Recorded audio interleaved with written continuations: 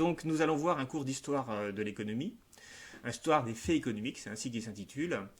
Et pour essayer de comprendre la nature de ce cours, je vous invite à réfléchir sur ce que signifie en fait l'économie et l'histoire économique. C'est pas un cours d'histoire que nous allons voir. Je veux dire par là qu'on ne va pas s'intéresser aux événements historiques tels qu'on les fait en général, à essayer de comprendre, hein, notamment voilà, tout ce qui peut se passer dans des conflits, dans des empires, dans des dates, dans des personnages.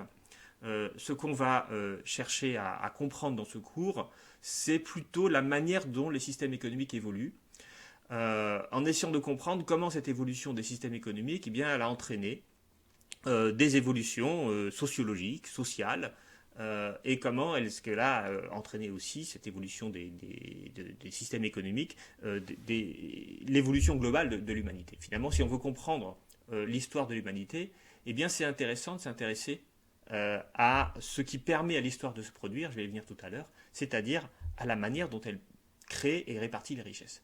Parce qu'en réalité, il n'y a que deux grandes questions en économie. Tout le reste dépend de ces questions. La première, évidemment, c'est comment produire des richesses. Hein, c'est ça qui est derrière. Ces richesses, bien sûr, sont des richesses qui servent à survivre. Voilà, les richesses essentielles, l'alimentation, s'abriter, voilà, être capable voilà, de participer de reproduire, on va dire, l'espèce et de la maintenir en vie. Mais bien sûr, les richesses ne se limitent pas à ça, c'est tout ce qui est utile et agréable à la vie, hein, nous dirait Adam Smith, c'est-à-dire en fait aussi tout le reste qui n'est pas essentiel mais qui participe de notre humanité. Alors, si on réfléchit à comment produire, on a plein de questions qui arrivent immédiatement derrière. La première, évidemment, c'est la question de la gestion des ressources. Produire nécessite des ressources. Alors ces ressources, ça peut être matérielles, ça peut être des matières premières, par exemple, bien sûr. Ça peut être aussi des terres agricoles, ça va être très longtemps des terres agricoles, la ressource essentielle, puisque finalement l'alimentation est extrêmement importante et l'humanité a longtemps vécu dans un régime de vie, depuis un bout de temps en tout cas, dans un régime agricole, hein, qui nous nourrit. Ça peut être aussi les terrains de chasse, lorsqu'on est dans une société qui chasse. Hein, donc les ressources, c'est cela. Les ressources, c'est aussi le temps de travail. Ça aussi, vous l'avez vu en économie. C'est-à-dire que finalement, la manière dont on gère son temps, entre loisir et travail, entre production de richesses justement nécessaires et utiles, et comment dire, temps libre, hein, dans laquelle on va faire d'autres choses que simplement produire des richesses utiles. Voilà, donc les ressources, c'est ça. C'est le temps, c'est les terres, c'est aussi les matières premières, c'est voilà, tout un ensemble de choses qui sont nécessaires à produire des richesses. On ne peut pas produire de richesses si on n'a pas de ressources. Deuxième élément, comment produire, c'est comment organiser le travail, puisque toute production implique du travail. Hein. Même quand on a des robots, des automates, quand on dit, voilà, on a forcément, même dans l'automatisation, du travail qui a contribué à produire ces richesses. Pensez par exemple à la chose la plus automatique, la plus évidente qu'on peut trouver, c'est par exemple les moteurs de recherche, hein, comme Google. Bon, eh bien, on a un moteur de recherche, on tape un mot, clé, hop, on trouve des résultats. Ça se fait automatiquement. Ça ne veut pas dire qu'il n'y a pas eu de travail derrière. Quelle est d'ailleurs la valeur d'une recherche sur Google ? La valeur d'usage est élevée, mais la valeur marchande est quasiment nulle, puisque concrètement, vous ne payez pas la recherche. Google est rémunéré sur les publicités dont elle bénéficie, qu'elle vend, ces espaces publicitaires qu'elle vend à ses annonceurs, enfin aux personnes qui sont ses véritables clients. Et vous, finalement, vous ne payez pas, donc la valeur de cette richesse est très très faible. Par contre, il a bien fallu avoir du travail derrière. Le travail était fait en amont, dans l'indexation, dans la création de logiciels, dans l'amélioration continue d'ailleurs du logiciel. Bien sûr qu'il y a énormément de gens qui travaillent pour Google, notamment pour la section moteur de recherche. Donc ça veut dire que même des richesses automatiques, produits de l'automatisation, nécessitent du travail, et c'est la quantité de travail en fait qui détermine la valeur réelle produite, c'est-à-dire que plus vous avez un système automatique, moins il va avoir de valeur marchande. Ça aussi c'est une chose importante qu'il faut bien comprendre. C'est pour cette raison que je suis toujours un peu réticent sur les gens qui parlent de fin du travail. Alors notamment, il y a un livre extrêmement connu de Jeremy Rifkin, hein, publié dans les années 90, qui parlait de fin du travail. En réalité, le travail ne se termine pas, parce que dès qu'une tâche est totalement automatisée, sa valeur marchande s'effondre, justement parce qu'elle nécessite de moins en moins de travail. Et donc, du coup, là, elle ne produit pas de richesse d'un point de vue quantitatif. Et donc, qu'est-ce qui va se passer? En fait, le temps libre épargné par le fait qu'on a automatisé une tâche va se déverser dans une autre activité qui, elle, va prendre de la valeur. Et donc, il va attirer des emplois, etc.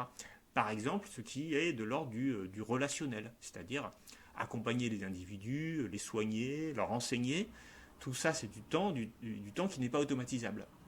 En fait, on va toujours trouver ainsi de nouvelles manières d'utiliser son temps, hein, pour produire des services ou des biens qui sont utiles à d'autres, hein, de la richesse utile à d'autres. Et ça, c'est la caractéristique de la société humaine, c'est qu'on a besoin les uns des autres. On le voit d'ailleurs de manière dramatique en ce moment. Donc ça signifie que par définition, le travail, c'est la quantité de temps qu'on va passer dans la capacité à produire des richesses, mais ces richesses, c'est finalement des choses sociales, hein, c'est pas des choses forcément concrètes, c'est du service, c'est du temps qu'on passe avec les autres. Et donc c'est pour cette raison que je ne crois pas du tout à la fin du travail. La fin du travail, ça voudrait dire que plus personne ne consacre du temps aux autres, en fait.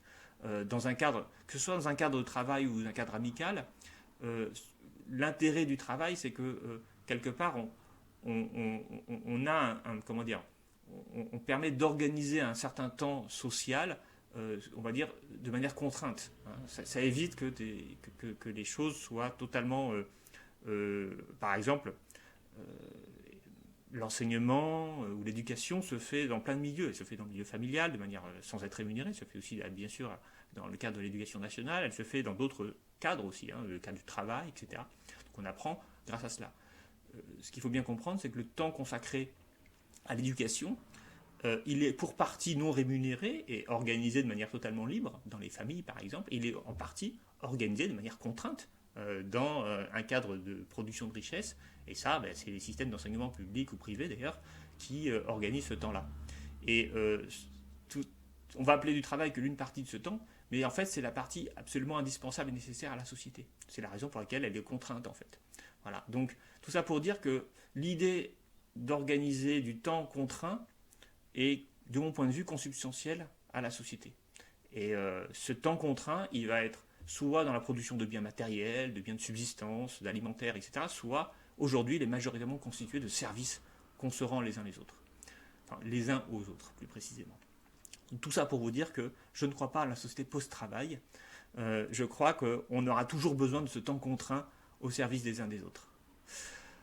Bon, on est un peu au-delà du cours, et je continue. Cette première question, comment produire? Comment produire, donc c'est organiser le travail, c'est organiser la production, et là ça demande des choses un peu spécifiques, puisque organiser le travail, ça signifie mettre en place des équipes, mettre en place des ateliers, voilà, lier les uns et les autres dans la production de quelque chose, organiser la division du travail, que vous avez vu chez Adam Smith, hein, qui est évidemment un grand apôtre de la division du travail, mais ce n'est pas le seul.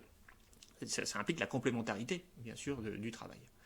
Et puis, bien sûr, dans la manière de produire, il y a aussi une dimension d'innovation, une dimension d'amélioration, puisque, heureusement, on produit beaucoup plus de richesses aujourd'hui qu'au Paléolithique, hein, qu'il y a 10 000 ans, parce qu'on a pu améliorer des techniques, s'organiser mieux pour produire de manière plus efficace. Donc ça, c'est la première grande question. Qui est d'ailleurs relative à la question de la croissance. Hein. Qu'est-ce que c'est que la croissance? C'est l'amélioration de nos quantités de richesses produites. Pas forcément toute matérielle, là aussi. Il ne faut pas voir la croissance uniquement comme l'idée d'extraire toujours davantage de ressources d'une terre épuisée. La croissance, c'est aussi tout un ensemble de choses qu'on va pouvoir se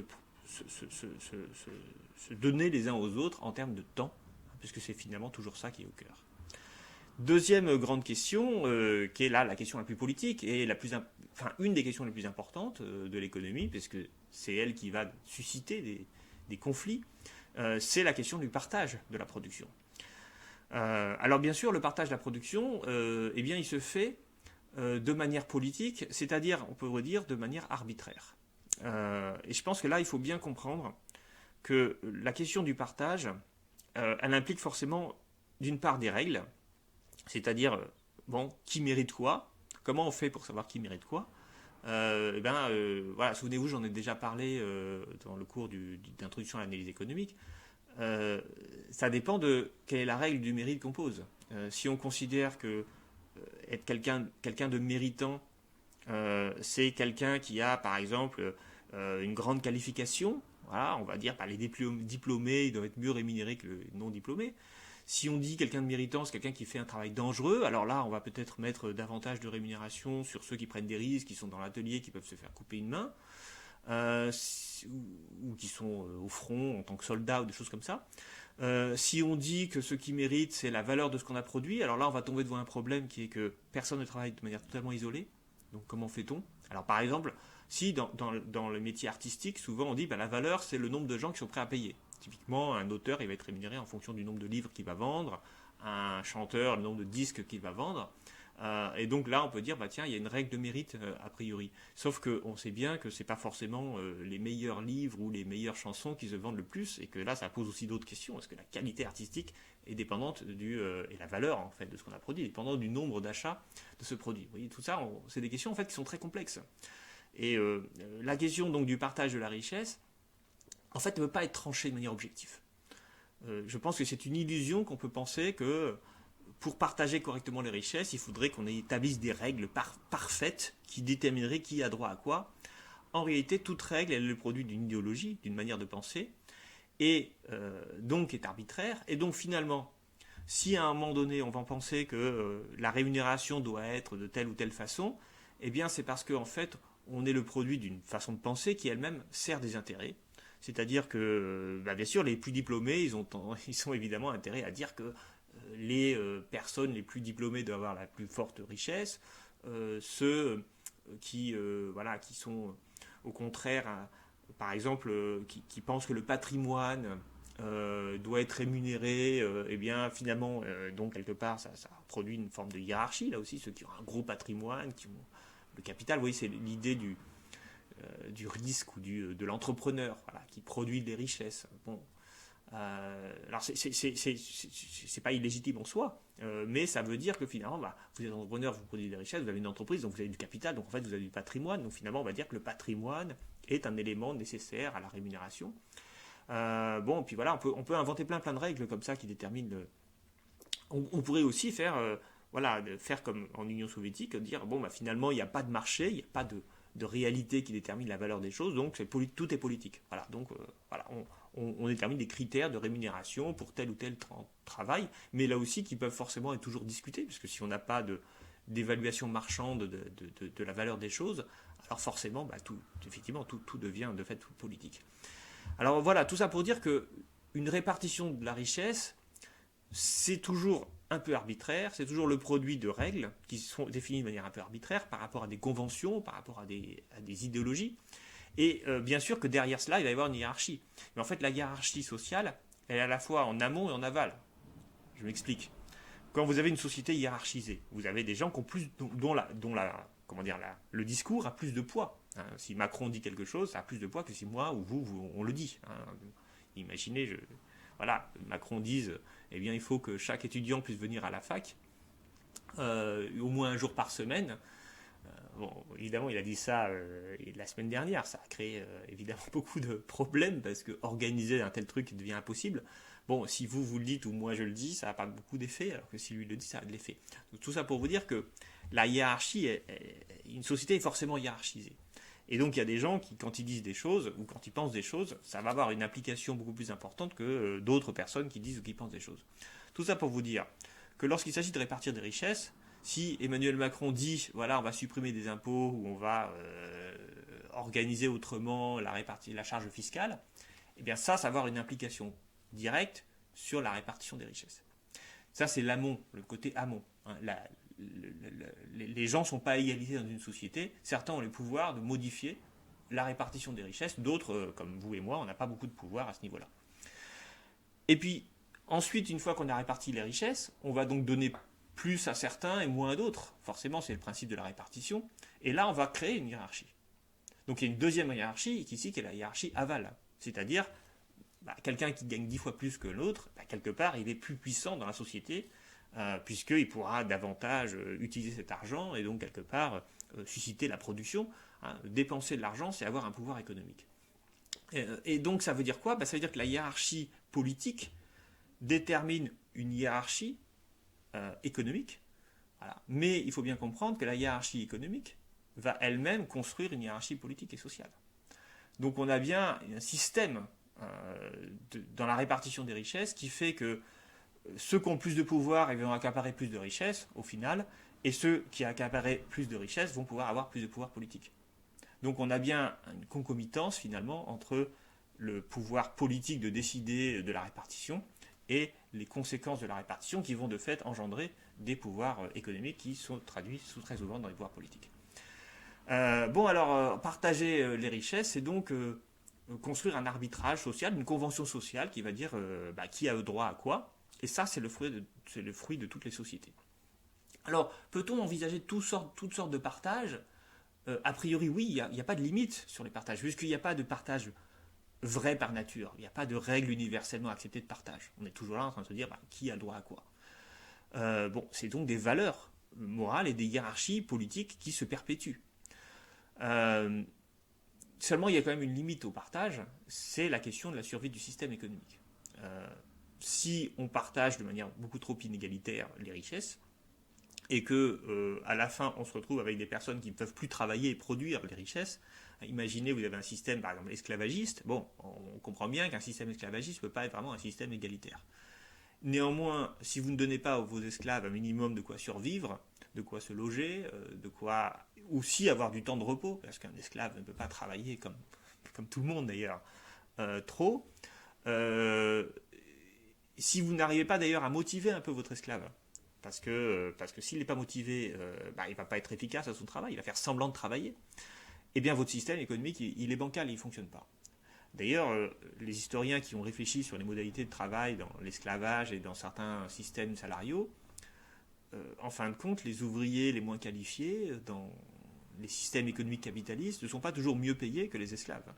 Ils n'accaparent pas forcément une richesse, parce qu'en fait, les esclaves accaparent le minimum comme les ouvriers, en fait. Et ce minimum, en fait, il est à peu près le même lorsque le type de travail est le même. Donc tout ça pour dire qu'il y a une contrainte au partage qui est la capacité du système à s'auto-reproduire, et là qui implique non pas du tout une égalité entre les gens bien sûr, mais que les inégalités ne peuvent pas aller au-delà d'un certain seuil, sinon tout le système explose.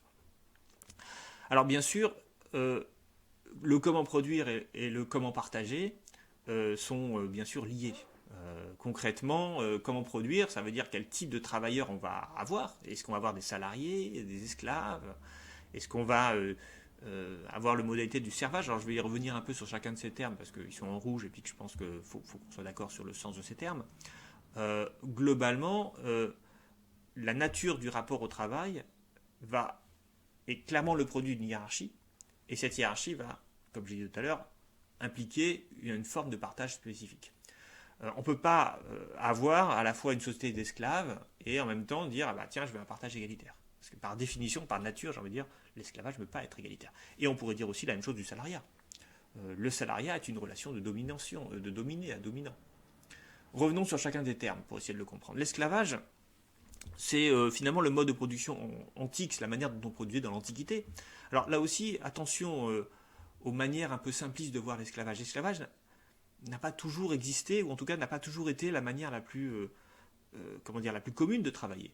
Dans des sociétés paléolithiques qu'on a étudiées, quand on va dans les tribus amazoniennes du Brésil, si vous lisez par exemple, comment il s'appelle, Claude Lévi-Strauss, un anthropologue Claude Lévi-Strauss, il allait au Brésil. Alors, il n'est pas allé dans l'Amazonie, il allait sur les plateaux brésiliens. Et il a étudié les sociétés qui vivaient là-bas, qui vivaient de chasse et de cueillette, en fait. Pas du tout de sociétés agricoles. Il n'y a pas d'esclaves dans ces sociétés. Ou très rarement. Parfois, il peut y avoir quelqu'un d'une tribu opposée qu'on a capturé et qu'on utilise comme esclave. Mais l'essentiel du travail est fait par des gens libres. Donc l'esclavage arrive parfois dans des sociétés de manière importante. Dans les sociétés antiques, par exemple, dans les sociétés grecques et romaines, il a pu être très important. On pouvait avoir parfois plus d'esclaves que d'hommes libres, ce qui est parfois 4 esclaves pour un homme libre, ce qui est considérable. On a pu avoir aussi au sud des États-Unis pendant jusqu'à la guerre de sécession, alors pas sur l'ensemble du territoire, mais dans les plantations de coton, un rapport esclavage homme libre extrêmement comment dire, avec de très nombreux esclaves et des sociétés entières fondées sur l'esclavage. Ça, c'est les États du Sud, la guerre de sécession, et un esclavage qui était extrêmement dur. Donc, qu'est-ce que c'est que l'esclavage? Eh bien, en fait, c'est une forme de production donc, qui a existé par moments dans l'histoire de l'humanité, mais finalement assez rarement généralisée. C'est-à-dire que même dans les sociétés traditionnelles où il peut y avoir quelques esclaves, c'est pas le mode de production du travail privilégié. Voilà. Alors, c'est une relation de travail dans laquelle on a une personne qui est totalement dominée, qui en fait appartient à son maître, hein, qui donc a droit de tout sur lui, y compris très souvent de vie et de mort. Ça veut dire que l'esclave est en quelque sorte un bien, une chose, un peu comme une machine, et il doit une obéissance absolue à son maître. Ce qui est intéressant, enfin ce qui caractérise l'esclavage, c'est le côté justement une relation de domination totale et avec des ordres arbitraires. C'est-à-dire qu'il n'y a pas de règles. Alors, il peut y avoir ensuite des règles qu'on a pu instaurer dans certains pays. Alors, je pense évidemment au code noir instauré par sous Louis XIV par Colbert et son fils, son fils qui a terminé l'écriture du code noir. C'était une façon, on va dire, de modifier un peu la structure de l'esclavage, puisque l'esclavage n'avait aucune règle, n'obéissait en réalité à aucune règle, et là on met quelques règles, des règles qui sont extrêmement dures, bien sûr, et donc on est toujours dans une forme d'esclavage, puisqu'il y a des droits du maître contre l'esclave, qui sont extrêmement fortes. Il faut bien comprendre que il n'y a pas de... Comment dire, on ne cherche pas l'accord de l'esclave. Voilà. C'est une relation où il n'y a pas d'accord d'un côté. Il y a quelqu'un qui décide et qui instaure les règles et l'autre qui obéit et qui n'a pas de possibilité de revoir sa condition. Alors après, ça n'empêche pas qu'il existe des affranchissements d'esclaves. Dans toutes les sociétés où il y a de l'esclavage, il y a aussi des possibilités de s'affranchir, mais cet affranchissement se fait bien sûr à la discrétion du maître, du propriétaire de l'esclave. Alors le servage, c'est un mode un peu hybride. Concrètement, le servage se trouve dans l'agriculture. C'est un système de travail dans lequel vous avez en fait des serfs, donc, qui n'appartiennent pas directement à leur maître ou à leur seigneur, mais qui sont attachés à la terre. Alors que les serfs, qu'est-ce que c'est? Ce sont des gens qui travaillent sur une terre et qui sont dépendants de cette terre. En fait, ils n'ont pas le droit de quitter cette terre. Donc quelque part ils sont esclaves parce qu'ils n'ont pas la possibilité de changer de travail, ils sont en quelque sorte esclaves de la terre. Par contre, ils n'appartiennent pas au maître, au propriétaire de la terre. Donc le propriétaire de la terre, le seigneur, il possède la terre et la terre possède en quelque sorte le serf. Alors ça n'empêche pas une relation de domination claire, notamment des corvées qui sont demandées dans le cadre du servage, c'est-à-dire que vous devez travailler gratuitement auprès de votre seigneur, vous devez un certain nombre d'autres obligations auprès du seigneur, mais là on a quand même une forme de... la différence est globalement le seigneur vis-à-vis des serfs, il n'a pas le droit de vie ou de mort, il doit leur laisser une forme de liberté aussi, et autre chose qui nous intéresse nous de manière économique, c'est que tout à l'heure je ne l'ai pas dit, mais il me semble important de le dire, l'esclave, tout ce qu'il produit appartient à son maître. Alors bien sûr, le maître rend en partie des choses à l'esclave pour qu'il puisse vivre, mais toute la production de l'esclave appartient au maître. Alors que dans le servage, il n'y a qu'une partie de la production qui appartient au seigneur.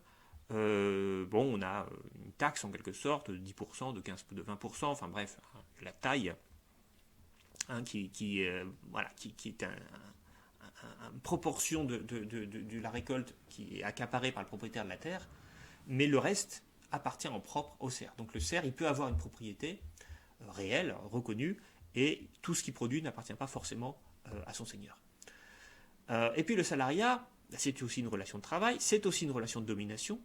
De la même façon que l'esclave et le serf, le salarié est dominé, parce qu'en fait, qu'est-ce qu'il fait? En fait, c'est une forme de contrat, de vente de la force de travail, ça veut dire je vends mon temps disponible.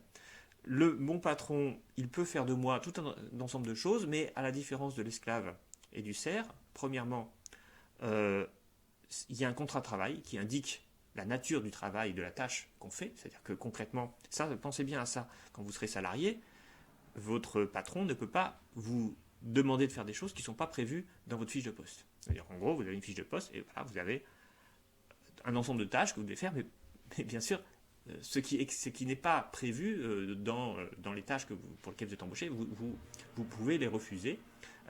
Donc en fait, vous n'aliénez pas totalement votre temps au patron, vous n'aliénez votre temps que dans le cadre du travail, du poste que vous devez faire. Première chose. Deuxièmement, la rémunération, elle est aussi contractualisée. C'est-à-dire que là, c'est pas vous qui devez donner une partie de votre production ou la totalité de votre production à votre patron. C'est le patron qui vous doit un salaire en fonction des heures de travail que vous avez effectuées. Et même si vous ne travaillez pas et si votre production que vous faites n'est pas bonne. Donc là aussi, on inverse la charge, on va dire.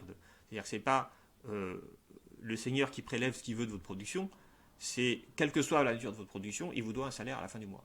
Parce que, voilà, en gros, c'est lui qui décide de votre temps, mais d'un côté, en échange, il vous doit le salaire, même si votre temps n'a pas été consacré, n'a pas été utilisé de bonne manière. Voilà, donc c'est un rapport de domination, mais avec bien sûr beaucoup plus de droits de la part du salarié et des garanties sur les tâches qu'on doit effectuer.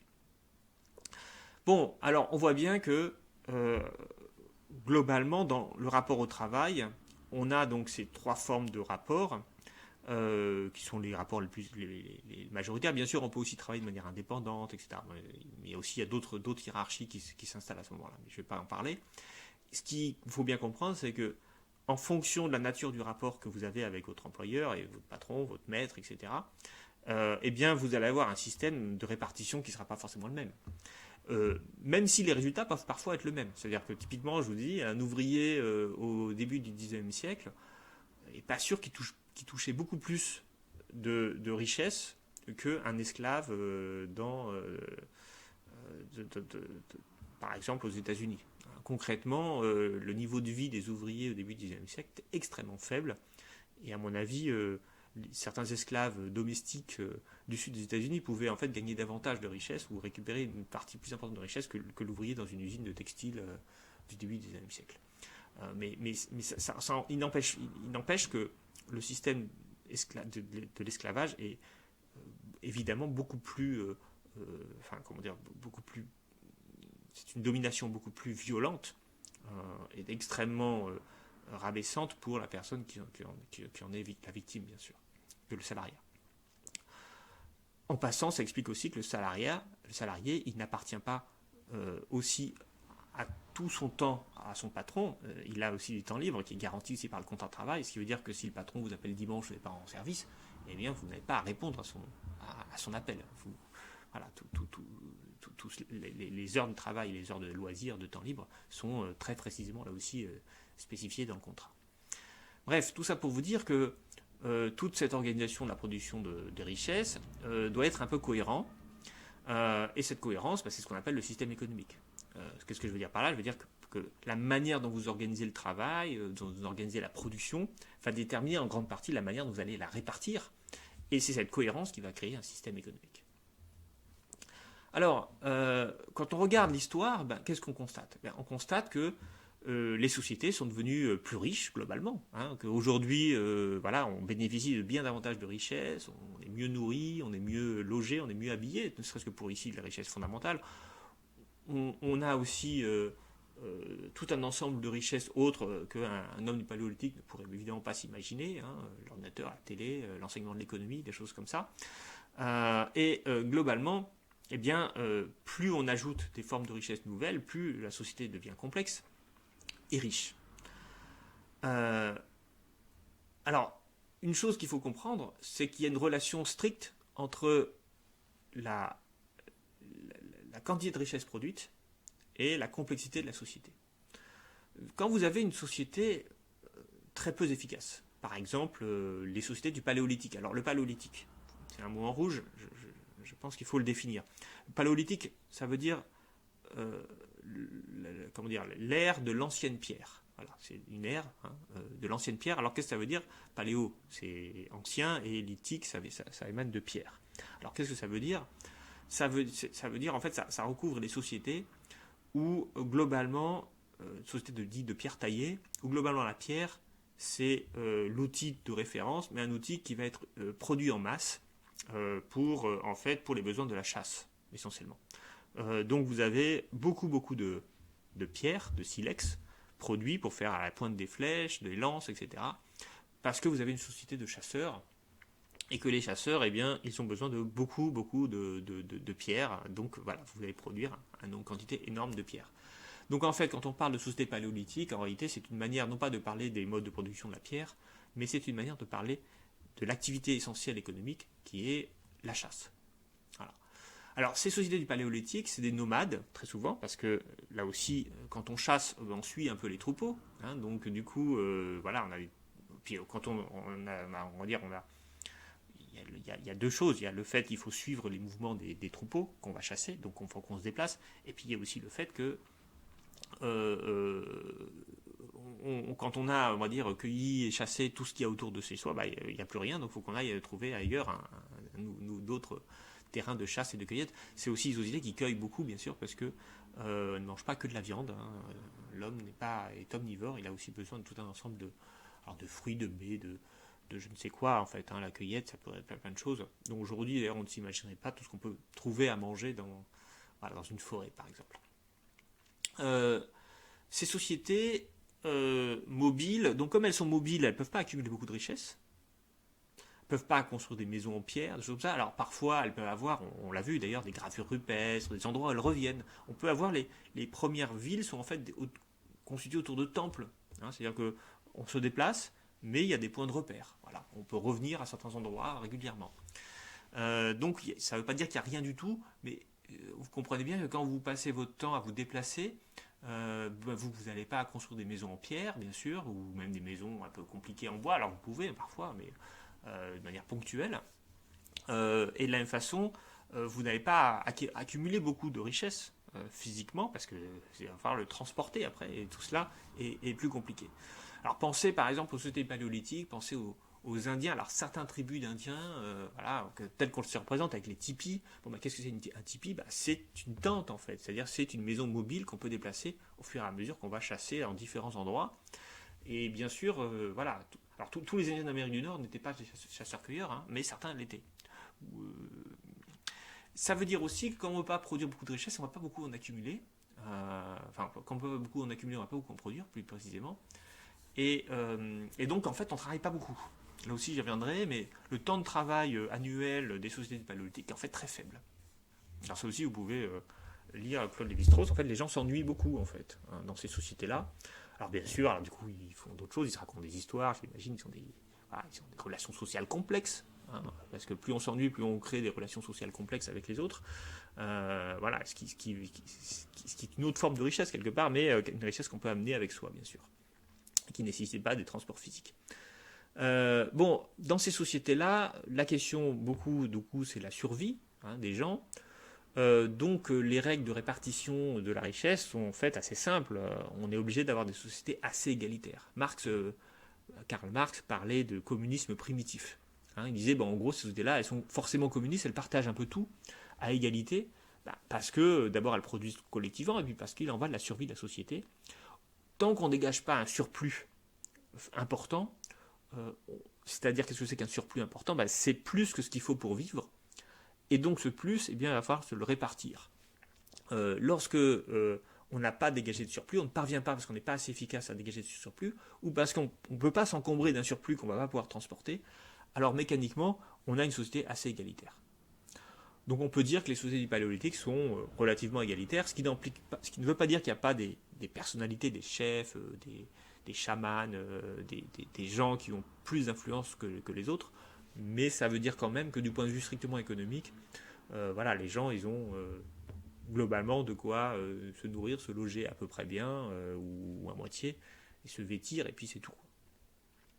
Alors, la question de la répartition devient beaucoup plus intéressante lorsque on commence à rentrer justement dans des sociétés qui vont se sédentariser, et qui vont se sédentariser parce qu'elles vont exploiter de manière continue un espace par l'intermédiaire de l'agriculture. Et c'est l'agriculture qui va entraîner une transformation des sociétés, une capacité à accumuler des biens, et une capacité surtout à force de s'améliorer dans la production agricole, eh bien, à dégager de plus en plus de surplus. C'est parce qu'on dégage du surplus qu'on peut faire autre chose que de survivre. Et donc, qu'est-ce qu'on va faire à ce moment-là? On va faire plein de choses. On va faire la guerre, par exemple. La guerre, ça demande beaucoup de richesses. Ça demande de nourrir ses soldats, ça demande de leur donner des armes, etc. Et donc, si on veut faire la guerre, et conquérir des territoires, etc., une vraie guerre, eh bien, il faut qu'on soit suffisamment, un minimum efficace économiquement. Voilà, il faut qu'une partie de la population parvienne à nourrir, voilà, peut-être 10% de la population pour faire la guerre, des soldats, par exemple. Bon, ça veut dire qu'il faut qu'on ait un surplus de 10%. La religion, c'est une autre manière plus pacifique d'utiliser des richesses. On va créer des bâtiments religieux. Alors, qu'est-ce que c'est que créer un bâtiment religieux? Qu'est-ce que je veux dire par là? Je veux dire par là qu'il va falloir que des gens passent du temps à produire un monolithe. Voilà, vous savez, des Stone Age. Alors, Stone Age, c'est typiquement dans la société du Paléolithique. C'était sans doute un point de rassemblement religieux. Stone Age, c'est en Angleterre. Comment dire, les menhirs qui sont installés en cercle avec avec des menhirs en plat, en toit, voilà, des dolmens. Évidemment, en Bretagne, vous avez énormément les alignements de Carnac, qui sont des trucs assez impressionnants. Quand on regarde ça, c'est vraiment énormément de pierres qu'on est parfois allé chercher assez loin pour les mettre, les disposer. Bon.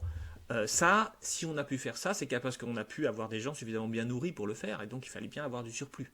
Alors là aussi, je pense que les sociétés du Paléolithique n'avaient pas trop de mal parce qu'elles s'ennuyaient beaucoup, parce qu'elles n'avaient pas beaucoup de temps de travail, elles pouvaient évidemment faire tout ce genre de choses. Mais tout ça pour vous dire que, voilà, après on continue. L'art, les villes, la science, avoir des gens qui travaillent spécifiquement sur des questions, par exemple, voilà, des enseignants-chercheurs à l'université, tout ça, n'est possible que si, moi par exemple, je peux faire mon travail, que si je suis nourri. C'est-à-dire que s'il y a des agriculteurs qui sont suffisamment efficaces pour me nourrir. Tout ça signifie qu'il faut du surplus. C'est-à-dire qu'il faut produire plus de biens alimentaires, de biens qui sont nécessaires à notre survie, pour pouvoir en dégager un certain nombre de ces ressources, en surplus du coup, pour nourrir des gens qui vont faire autre chose que de produire des biens alimentaires. Et donc on peut considérer comme loi un peu fondamentale, c'est que tout ce qu'on parle, quand on parle de l'histoire telle qu'on la connaît, c'est-à-dire les grandes conquêtes, Alexandre le Grand, les grandes œuvres d'art, les grands, vous voyez Angers, la cathédrale d'Angers, le château d'Angers, toutes ces choses qui ne sont les produits de l'histoire, eh bien, il n'existe que parce que justement on a pu produire suffisamment de nourriture pour dégager du temps, pour que d'autres personnes puissent faire autre chose que produire la nourriture. Et donc tout ça, ce que je voulais vous dire, c'est que tout ce que nous connaissons comme en termes d'histoire, c'est-à-dire les événements qui ont existé dans le passé, eh bien tous ces événements n'ont pu arriver que parce qu'on avait des sociétés suffisamment riches pour produire plus que leur survie, et qui du coup ont utilisé ce surplus donc à nourrir des gens qui faisaient autre chose que produire des biens alimentaires ou des biens nécessaires à la subsistance. Et donc je suis en train de vous dire que l'histoire économique, c'est le fondement de l'histoire. Plus on s'améliore dans la capacité à produire des richesses, plus on va dégager de surplus, et plus on va pouvoir complexifier à la fois la nature du travail, c'est-à-dire faire d'autres choses que de survivre, et puis complexifier aussi, je ne l'ai pas dit, mais c'est un peu évident, les modalités de répartition. Puisque dans une société très peu productive, la répartition doit être égalitaire pour permettre à chacun de survivre, on comprend bien inversement que plus la société sera riche, et plus on pourra pouvoir avoir des inégalités. Et donc, une structure sociale complexe. Parce que toutes les inégalités doivent être justifiées par des règles. Donc, tiens, eux, les intouchables, ils vont avoir rien du tout. En Inde, voilà, c'est les castes inférieures, ils vont avoir rien du tout. Parce que, pourquoi ? Parce qu'ils ne méritent pas, parce qu'ils ont été damnés par je ne sais pas quoi. Bon, et puis les autres, ils vont avoir un peu plus, puis les autres encore un peu plus. Vous voyez, ce système de caste, c'est un système d'organisation de la répartition des richesses qui n'est possible que parce qu'on a produit suffisamment de nourriture et de bien-être pour le répartir de manière inégalitaire. Vous voyez, c'est un peu bizarre ce que je suis en train de vous dire, mais je suis en train de vous dire que plus la société progresse, plus les inégalités progressent en fait. Jusqu'à ce que, justement, la société progresse tellement que les gens se rendent compte, et qu'il y ait des révoltes, des questions qui se posent par rapport à ça. Parce que bien sûr, tout ça n'est pas forcément accepté par les gens. Alors, étudier l'histoire économique, c'est donc s'intéresser à la manière dont ces systèmes évoluent. Et on a compris, parce que je viens de le dire, que plus les systèmes évoluent, plus il va y avoir de la complexité dans les sociétés, on va pouvoir avoir de la complexité dans les sociétés, et plus on va avoir des événements qui peuvent être de plein d'ordres. Plus on va avoir des nouvelles questions qui vont émerger, puisque on aura de moins en moins de gens qui vont travailler la terre, par exemple quand on est dans les systèmes agricoles, et donc de plus en plus de gens qui vont faire autre chose que travailler la terre, et donc là on va ouvrir plein de portes. Alors je vais ici lister un certain nombre de questions auxquelles je vais chercher à répondre dans le cadre de ce cours. Normalement la dernière séance de cours, on va s'interroger sur la crise économique des années 30. Bon, c'est évidemment un événement historique, cette crise économique, mais parce qu'elle a produit plein de choses. Elle a produit Hitler, elle a produit Roosevelt, elle a produit le New Deal, elle a produit la sécurité sociale aux États-Unis, et puis elle a produit Hitler, la Seconde Guerre mondiale, etc. Bon, on peut l'étudier comme un événement historique, mais on peut aussi l'étudier comme le produit d'un système économique qui dysfonctionnait en fait. Et typiquement, ce qui est intéressant dans la crise des années 30, c'est pour ça que je vais en parler, c'est que c'est une crise typique du capitalisme. C'est-à-dire qu'en fait, les autres crises qui ont succédé à la crise de 2008, par exemple, elle a des points communs importants avec la crise des années 30. Et donc, voilà. Donc là aussi, on a un événement historique qui est aussi un événement économique. Bon, autre événement historique qui est un événement économique et qui a bouleversé l'histoire de l'humanité, c'est la révolution industrielle. On va y faire pas mal de chapitres sur cette révolution industrielle, parce que c'est un événement incroyable dans l'histoire de l'humanité. Qu'est-ce que c'est que la révolution industrielle ? C'est tout d'un coup des pays, le premier étant l'Angleterre, qui commencent à être capables de produire beaucoup plus efficacement tout ce qui n'est pas agricole. Et y compris d'ailleurs, ils vont aussi produire après, améliorer beaucoup leur production agricole. Et donc, dans la manufacture, dans la production de biens manufacturés, on va gagner de la productivité de manière considérable. Et ça veut dire qu'il faudra de moins en moins de gens pour produire autant ou produire de plus en plus avec le même nombre de personnes. Cette révolution industrielle, elle a conquis le monde entier en quelques décennies. Là aussi, un phénomène incroyable. Le néolithique, c'est-à-dire l'agriculture, a mis beaucoup de temps pour conquérir le monde. Et même encore, on pourrait penser que toutes les sociétés ne sont pas encore des sociétés agricoles, même si il n'en reste plus beaucoup qui ne sont pas totalement agricoles. Mais voilà, là, on a quelques décennies, hop, le monde entier finit par être touché par la révolution industrielle. Nous verrons d'ailleurs que dans la manière dont les pays réagissent à cette révolution industrielle, il y a deux événements possibles. Le premier, c'est une croissance industrielle, et le second, c'est une entrée dans le sous-développement. Là aussi, grand mystère de l'histoire, pourquoi des pays aussi puissants que notamment la Chine, mais on peut dire aussi l'Inde, le Siam, etc., les pays d'Asie, se sont totalement effondrés lorsque ils ont été confrontés à la révolution industrielle européenne. Ça, c'est un grand mystère. Et ça fait partie des problèmes qu'aujourd'hui, qui caractérisent le monde d'aujourd'hui. C'est-à-dire que la Chine, comprendre la Chine d'aujourd'hui, c'est comprendre bien sûr son histoire et son rapport à l'Occident. Ce pays qui a été le plus développé de l'humanité depuis très très longtemps est devenu sous-développé en quelques décennies, sous le poids d'une forme de colonisation des Européens.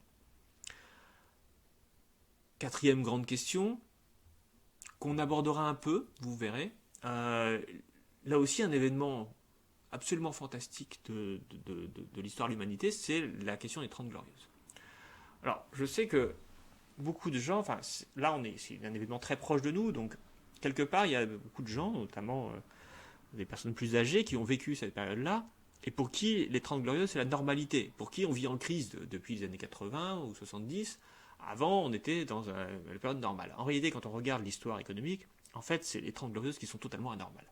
C'est-à-dire que globalement, la croissance économique normale pour des pays qui sont à l'avant-garde, qui sont développés, c'est 1 à 2%. Voilà. Et tout d'un coup, notamment en Europe, on a des taux de croissance de 6% annuels. Pendant les années 30 glorieuses, donc les années 50, 60 et à la moitié des années 70. Bon, comment c'est possible? Comment ça a été possible? Et pourquoi ça s'est arrêté? Voilà, grande question. Alors, une question plus anecdotique que nous verrons, ça c'est du teasing. Pourquoi le manque de bois en Angleterre a-t-il failli mettre un terme à la révolution industrielle naissante? C'est amusant.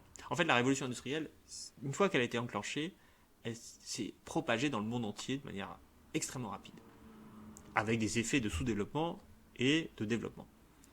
Mais ce qui est marrant, c'est qu'au début de la révolution industrielle, eh bien, on aurait pu ne pas voir naître. C'est-à-dire que cet événement révolution industrielle, il a été le produit d'un certain nombre de circonstances et de la chance, sans doute, qui auraient pu à tout moment voilà, ne pas apparaître. Et bon, bien sûr, au bout d'un moment, les choses apparaissent. Voilà. Mais par exemple, pourquoi est-ce que la révolution industrielle naît en Angleterre et pas en Chine, par exemple, ou au Japon? Bon, ça fait partie des grandes questions. Et pourquoi d'ailleurs en Angleterre ou pas aux Pays-Bas ou en Italie du Nord, qui étaient des régions extrêmement développées aussi à l'époque, ou même en France, pourquoi pas. Bon, voilà, ça c'est. On n'aura pas forcément la réponse à ça. Mais ce qui est sûr, c'est qu'une fois que la révolution industrielle commence, en Angleterre, et on sait qu'elle a commencé vraiment en Angleterre, on sait voilà ce qui a caractérisé, elle aurait pu aussi, elle était très fragile au début, elle aurait pu s'effondrer à cause du manque de bois. Voilà. Bon, il se trouve que on a trouvé la technologie pour répondre à ce problème. Bon, ce qui est intéressant dans l'histoire, et je termine là-dessus, puis ensuite on verra les modes de production, ce qui est intéressant dans cette réflexion sur l'histoire, c'est qu'en fait, ça nous permet aussi de comprendre des questions d'actualité. Aujourd'hui, bien sûr, l'un des grands enjeux de demain, ça va être la question du pétrole. Alors oui, on parle de la fin du pétrole depuis les années 70, et on a toujours du pétrole abondant, a priori, et peu cher. Mais enfin, on sait que les ressources pétrolifères, elles sont limitées. On sait qu'aujourd'hui, on exploite des gisements nouveaux, comme les gaz de schiste, etc., mais c'est très cher. Bon, voilà, la question des ressources humaines, ça peut être, des ressources en pétrole, ça peut être une grande question, de la même façon que la question du bois a été une grande question au début de la révolution industrielle au XVIIIe siècle. Autre question, les puissances émergentes. Alors, qu'est-ce que j'appelle les puissances émergentes? On appelle souvent des BRIC, Brésil, Russie, Inde, Chine et Afrique du Sud. Bon, BRICS, parfois on met ça. Bon, en gros, alors d'abord, c'est un ensemble très hétérogène. Quoi de commun entre la Russie et la Chine, ou entre le Brésil et l'Afrique du Sud? En fait, pas tant que ça. Donc c'est assez hétérogène comme voilà. Mais voilà, on a ici des puissances non européennes, en particulier, voilà, qui sont parfois d'une démographie plus importante que beaucoup de pays et qui essayent d'exister voilà, en économie. Et ces puissances émergentes, eh bien, en fait, pour les comprendre et pour comprendre nos rapports qu'on peut avoir avec elles, je pense que c'est intéressant de revenir sur l'histoire de la colonisation, par exemple. Alors, nous verrons d'ailleurs l'histoire de la colonisation du Brésil, de l'Inde et de la Chine, qui font partie des BRICS, parce que justement, ces formes de colonisation, d'abord, elles ont été différentes dans ces pays-là, et en même temps, elles ont entraîné des grands bouleversements. Alors, je vous entends pas, mais je fais semblant, ceux qui disent, mais la Chine n'a pas été une colonie, nous y reviendrons, c'est plus compliqué que ça. Certes, la Chine n'a pas été officiellement une colonie, mais elle a été de fait colonisée. Et ça, on aura tout un chapitre, enfin, une partie de chapitre là-dessus. Bon, et puis la crise de subprime, je l'ai dit tout à l'heure, en fait, on peut la rapprocher de la crise des années 30. En passant, la crise actuelle de la pandémie de Covid, c'est un événement totalement nouveau. Alors là, pour le coup, l'histoire ne nous apprendra pas grand-chose sur cette crise. C'est la première fois qu'on connaît une pandémie de cette ampleur dans un système capitaliste. Surtout un capitalisme généralisé. Alors bien sûr, je lis Internet, je lis les messages sur les réseaux sociaux, sur Internet, des gens qui disent oui, mais il y a eu la grippe de Hong Kong, voilà, il y a eu la grippe espagnole, etc. Mais la grippe n'est pas le Covid. La grippe, elle ne sature pas les hôpitaux, voilà, et on n'a jamais arrêté l'ensemble de l'économie comme on a pu le faire dans quasiment tous les pays qui ont été touchés par la Covid. La Chine le premier, la Chine a commencé par fermer une région qui a 60 millions d'habitants, c'est-à-dire comme la France, pratiquement. Donc voilà, donc ça, alors là, l'histoire ne nous renseignera pas sur ce qui va se passer, parce qu'on est dans un phénomène totalement nouveau. Donc voilà, donc l'histoire ne résoudra pas le problème contemporain le plus important qu'on ait aujourd'hui. Alors, il y a quelqu'un qui m'a posé une question. Je vais essayer de regarder. Oui, on verra plus tard pour l'Inde. Donc, Alors, autre petite question, est-ce qu'il existe des lois dans l'histoire économique? Alors, bon, c'est une petite parenthèse, parce qu'on pourrait dire, en fait, quand j'ai voulu constituer ce cours, je me suis dit, je dis, mes étudiants, bon, il y a des lois dans l'économie, des règles, on va dire, mais en fait, on arrive très vite à un problème, c'est que s'il y a des lois, déjà dans l'économie, c'est difficile, et s'il y a des lois, trouver des lois dans l'économie, c'est difficile, hein, les lois de l'offre et la demande, bah, souvenez-vous, regardez le chapitre 5 du marché sur l'introduction à l'analyse économique, il y a quand même voilà, des contestations sur l'existence de lois dans l'économie. Bon, des lois de l'histoire économique, c'est encore plus compliqué à trouver. Alors, cela dit, on peut penser qu'il existe des, comment dire, non pas des lois, mais comme j'ai dit tout à l'heure, des formes de cohérence. C'est-à-dire que tout peut pas exister, tout et son contraire ne peut pas exister à un moment donné de l'histoire. C'est-à-dire qu'il y a forcément comment dire, des compatibilités nécessaires pour tous les systèmes économiques. Donc il y a quelque chose quand même, on peut analyser l'économie non pas comme l'histoire, pardon.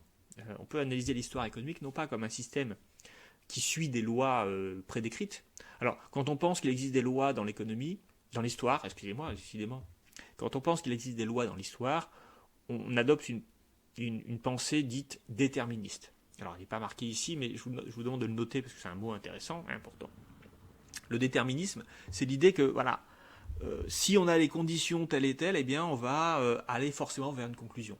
Alors, par exemple, un truc qui fait toujours débat, qui est quelque chose d'assez fortement ancré dans la tête des gens, c'est, typiquement, plus vous oppressez le peuple, plus il a de chances de se révolter. Ça, c'est une forme de déterminisme. On dit, bah voilà, les inégalités, elles peuvent s'accroître de plus en plus. Au bout d'un moment, elles vont être trop importantes, le peuple va se révolter. Cette idée qui apparaît de bon sens, en fait, ne se retrouve pas toujours dans l'histoire. C'est pas toujours les opprimés qui se révoltent. C'est pas toujours, enfin, l'oppression la plus importante enfin, les gens totalement opprimés sont pas toujours les personnes les plus révolutionnaires. Après, ça peut exister aussi. Hein.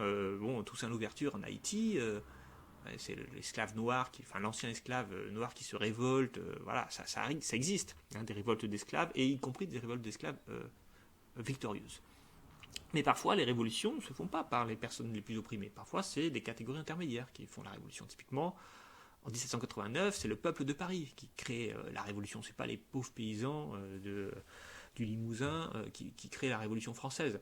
Et le peuple de Paris, ce n'est pas les opprimés. C'est ceux qui habitent dans la capitale. C'est ceux qui sont justement pas des agriculteurs. C'est beaucoup des lettrés, des gens qui savent lire et écrire. Enfin, des lettrés. Ils ne sont pas analphabètes. Ils ont appris à lire et écrire. Voilà. Et donc, tout ça pour vous dire que on pourrait dire la même chose d'ailleurs de la révolution russe de 1917. C'est certes les ouvriers se révoltent, mais c'est pas les plus opprimés du système, c'est plutôt ceux qui habitent dans les campagnes. Bref, je ferme la parenthèse. Tout ça pour vous dire que déterminer a priori comme ça des lois dans l'histoire, c'est difficile. Moi, je ne vais pas y chercher à m'y essayer. Par contre, ce qui est amusant, c'est qu'on peut poser la question est-ce qu'il est possible de penser à des lois de l'histoire? Et alors là, pour le coup, il y a plein de gens qui en pensent. Alors, j'étais, quand j'avais votre âge, un grand fan d'Isaac Asimov, donc un auteur de science-fiction américain d'origine russe, qui a écrit les livres des robots, le grand livre des robots, donc je vous invite à le lire si ça vous intéresse. Et à la fin de ce livre, enfin, à la fin de quand vous lisez le grand livre des robots, vous avez l'histoire de l'humanité depuis le début, la fin du XXe siècle jusqu'à l'an 30 000, je ne sais pas combien.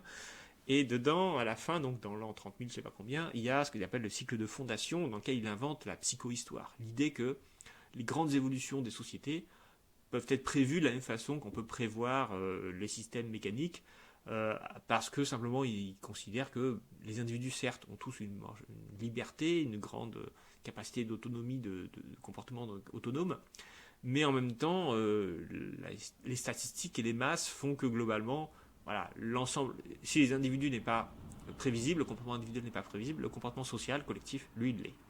Bon, c'est un roman, d'accord? Et concrètement, les historiens ne croient pas du tout que l'histoire puisse être prévue comme ça. C'est amusant. Bon, je suis aussi, et j'étais à l'époque déjà un grand joueur de Civilisation, le jeu d'ordinateur, alors à l'époque c'était Civilisation 1, maintenant on est au 6. Bon, on a d'autres jeux comme ça, où on nous dit, bah voilà, pour une société se développe en passant par un certain nombre de phases, d'étapes nécessaires, voilà. Ça aussi, c'est une façon de considérer des lois de l'histoire. Il faudrait d'abord, par exemple, qu'on ait voilà, une certaine technologie pour ensuite acquérir certains comportements sociaux, capacités sociales, etc. Et puis comme ça, on peut aller de l'âge de pierre jusqu'à l'âge spatial.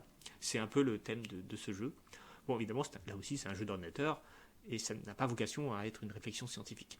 Mais tout ça pour vous dire que cette idée qu'il pourrait y avoir des lois de l'histoire, elle est importante dans les têtes des gens. Alors, si on veut chercher des lois de l'histoire, est-ce qu'on peut en trouver?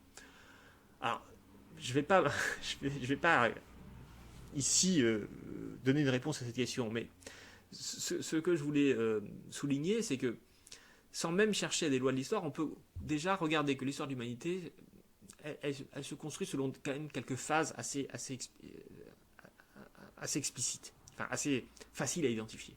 D'abord, je l'ai dit tout à l'heure, il y a la phase du paléolithique. Alors, le paléolithique, ce sont les chasseurs-cueilleurs. Globalement, l'humanité a commencé comme ça. Voilà, l'être humain est né chasseur-cueilleur. Les sociétés humaines sont nées chasseurs-cueilleurs. Bon, comment elles fonctionnaient, ces sociétés? Ce qu'on peut dire déjà, c'est qu'elles évoluaient lentement. Donc là, il y a une loi, vous voyez, une loi qui peut fonctionner dans le type de société paléolithique. Les sociétés paléolithiques, elles connaissent peu de progrès, pour toutes les raisons que j'ai dites. Elles sont nomades, elles ont du mal à accumuler des richesses à cause de ce nomadisme. Elles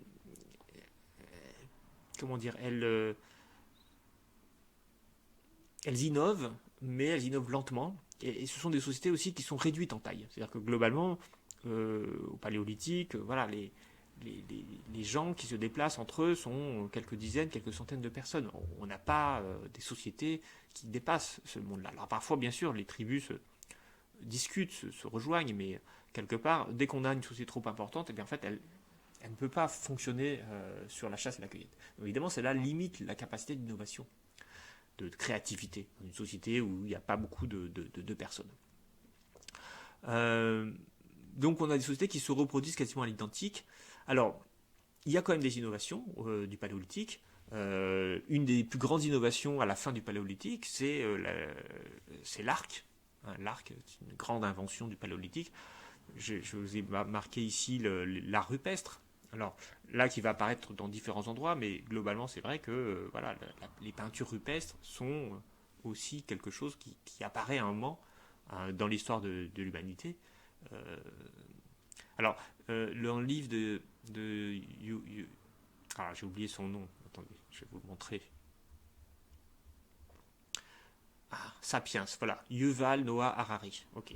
Bon, ce livre-là, Harari dit il y a quelque chose qui s'est passé en 70 000 avant Jésus-Christ qui explique que l'humanité s'est transformée. Il y a eu une innovation, c'est la capacité du symbolique.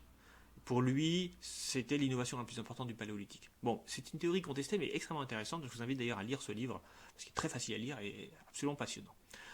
Alors, deuxième étape de l'histoire de l'humanité, c'est l'étape du néolithique. Alors, au cours du néolithique, on va avoir apparaître une loi. Et cette fois-ci, elle est assez facile à caractériser. C'est pour ça que je l'ai mise en bleu ici. Et elle permet de comprendre quelque chose d'assez fondamental. Et qui va être un des cœurs de ce cours-là, des idées maîtresses de ce cours-là. Qu'est-ce qui se passe au cours du néolithique? Le néolithique, donc l'âge de la nouvelle pierre, c'est un âge où en fait la pierre change, mais elle change parce que l'usage de la pierre change. On n'a plus des pierres pour faire la chasse, donc ils sont produites en masse et puis mises sur au bout de bâtons de bois pour faire des flèches par exemple ou des lances. Maintenant on est dans l'agriculture et dans ce cas-là on a besoin de pierres beaucoup plus robustes, beaucoup plus lisses, beaucoup de bien meilleure qualité. Donc c'est le néolithique, donc la nouvelle pierre qui est la pierre polie, donc c'est-à-dire des instruments en pierre, des outils en pierre qui vont permettre en fait de constituer des haches, d'abattre des arbres, de défricher pour organiser l'agriculture. Donc le néolithique, en fait, c'est pas l'âge de la nouvelle pierre, c'est l'âge de l'agriculture. Alors cet âge de l'agriculture, il va évoluer lui-même. On va passer à l'âge du bronze très vite, et puis à l'âge du fer. Donc là, on parle toujours des outils qui caractérisent ces sociétés, et qui, plus ils s'améliorent, plus on va avoir des sociétés qui vont être productives. Donc à partir de là, la règle de base de l'humanité, c'est que tous les progrès sociaux et économiques trouvent toujours leur origine dans des progrès agricoles. C'est-à-dire que l'agriculture va déterminer le progrès du reste de la société. Pourquoi je dis ça? Parce que, je reprends le raisonnement de tout à l'heure. Maintenant, on a des sociétés qui peuvent beaucoup plus facilement accumuler, puisqu'elles sont sédentaires. Donc, sédentaires, alors pas toutes d'ailleurs, il y a encore du nomadisme agricole. Mais ça veut dire que maintenant, on peut avoir des maisons en pierre qui vont rester. Donc, on peut avoir des endroits dans lesquels on peut entreposer des choses. On ne va pas être obligé de déménager tout le temps ces trucs-là. Mais globalement, l'agriculture, en fait, quand elle progresse, elle ne progresse pas de manière quantitative en produisant plus de nourriture. Parce que les gens, ils ont des besoins physiologiques limités. Ils ne vont pas manger davantage. Donc, ce qui va se passer, c'est que tout progrès dans l'agriculture, notamment dans la productivité du travail agricole, va forcément entraîner une diminution du nombre de personnes qui travaillent dans l'agriculture. Et donc, moins on a de gens qui travaillent dans l'agriculture, plus on a de gens qui peuvent travailler dans autre chose. Et ces autres choses, c'est ça qui vont constituer le progrès. C'est-à-dire qu'ils vont faire plein d'autres choses. Autrement dit, on a cette règle-là, que j'ai soulignée en bleu, plus l'agriculture est efficace, moins elle emploie de monde, plus les villes se peuplent, et plus la main-d'œuvre est disponible pour d'autres activités. Là aussi, il y a une chose extrêmement importante qui est l'urbanisation. Qu'est-ce que c'est qu'une ville? Une ville, c'est un regroupement de personnes qui ont une caractéristique particulière, ils ne travaillent pas la terre. Tous les gens qui ne travaillent pas la terre se retrouvent dans des villes. Pourquoi? Parce que l'être humain, il est grégaire, il aime bien se retrouver entre eux. Si tout le monde avait la possibilité de se retrouver dans des villes, je crois qu'il n'y aurait plus de villages et de campagnes. Tout le monde se retrouve dans des villes, parce que finalement, on est mieux dans une ville. Je sais que vous n'êtes pas forcément d'accord avec ça, parce que vous aimez avoir l'idée du jardin, etc. Mais ça correspond quand même à une caractéristique fondamentale.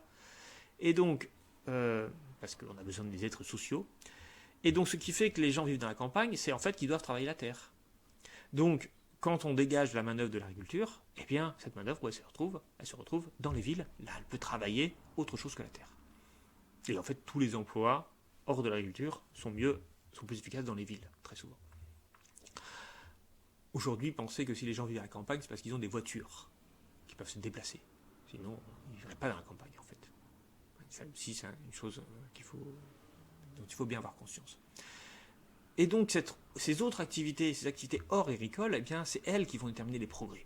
Voilà. Donc, finalement, la société néolithique, c'est une société qui va pouvoir évoluer, beaucoup plus que la société paléolithique, et elle va évoluer selon la règle simple, qui est que les progrès dans la culture engendrent mécaniquement, j'ai envie de dire, les progrès dans l'urbanisation, et donc permettent de dégager du temps de travail pour toutes les activités qui ne sont pas alimentaires. Et donc, c'est ces sociétés-là qui vont permettre d'avoir des grandes civilisations, qui vont rassembler des populations énormes, qui vont rassembler aussi des armées, qui vont faire la guerre, je l'ai dit tout à l'heure. C'est une des caractéristiques des sociétés développées, c'est qu'elles peuvent faire la guerre, alors que les sociétés ne peuvent pas le faire. Mais bien sûr, il y a bien d'autres choses aussi qui vont pouvoir se faire. Typiquement, en Égypte antique, on crée des pyramides. C'est très bien les pyramides, ça occupe les gens, en fait. Ça occupe tous les gens qui ne travaillent pas la terre. Et à l'époque, l'agriculture est tellement efficace qu'on a plein de gens pour faire des pyramides. Au passage, les gens qui faisaient des pyramides dans l'Égypte antique n'étaient pas des esclaves, c'était des salariés. Ils étaient donc payés. Voilà. Et donc, donc, c'était bien une manière d'utiliser la main-d'œuvre pour autre chose. Bon, est-ce que ça les rendait plus heureux? Peut-être pas, mais peut-être que ça les rendait fiers.